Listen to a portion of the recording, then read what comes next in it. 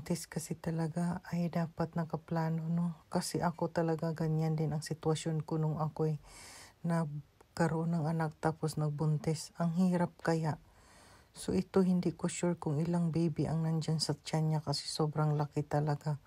Paki-comment naman ang hirap magiging ina sa totoo lang tapos hindi pa tayo ninerespeto ng ating mga anak.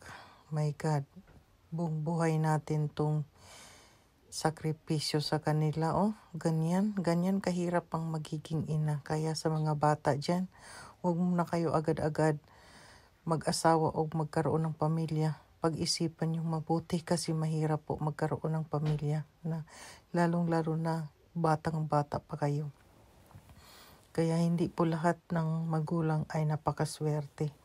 Kaya God bless po sa mga nanay dyan na mga masisipag at talaga nag-aaruga sa kanilang mga anak. God bless.